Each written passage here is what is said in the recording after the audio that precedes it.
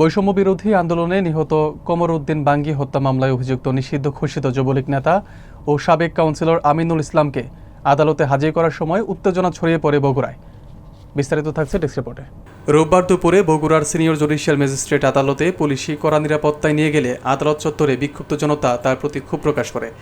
সংশ্লিষ্ট সূত্রে জানা যায়, আমিনুল ইসলামকে লক্ষ্য করে পচা ডিম নিক্ষেপ করেন বিক্ষুব্ধ জনতা। তারা ফাঁসি চাই স্লোগান দিয়ে উত্তেজনা ছড়ান। এক পর্যায়ে পরিস্থিতি নিয়ন্ত্রণে আনতে সেনাবাহিনী ও অতিরিক্ত পুলিশ মোতায়েন করা হয়।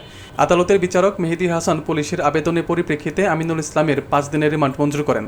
এর আগে গত 19 জুলাই সকাল 7:30টার দিকে গোপন সংবাদের ভিত্তিতে ঢাকার গুলশান এলাকায় অভিযান চালিয়ে তাকে গ্রেপ্তার করে বগুড়া জেলা গোয়েন্দা শাখা। গ্রেপ্তার আমিনুল ইসলাম বগুড়া শহরের নিশিন্দারা এলাকার মৃত আব্দুল লতিফ মণ্ডলের ছেলে। তার বিরুদ্ধে 21টি মামলা রয়েছে বলে জানা গেছে। আমরা গুলশানের নিকটন এলাকা থেকে গ্রেপ্তার করতে সক্ষম হয়েছি আমাদের ডিবি টিমের অভিযানে, এবং তার বিরুদ্ধে বৈষম্য বিরোধী 9টা মামলা, আলোচিত শাহীন হত্যা মামলা, অ্যাডভোকেট শাহীন হত্যা মামলা সহ টোটাল 21টি মামলা রুজু করা হয়েছে এবং এগুলো বিচারাধীন অবস্থায় কিছু মামলা রয়েছে। আমরা 7 দিনের রিমান্ড আদালতে পেশ করব। পর্যন্ত তার বিরুদ্ধে কোনো প্রকার অস্ত্র উদ্ধার করতে পারিনি, তবে জিজ্ঞাসাবাদে রিমান্ডে এনে যদি সক্ষম হই আমরা, তাহলে অস্ত্র উদ্ধার করব আমরা।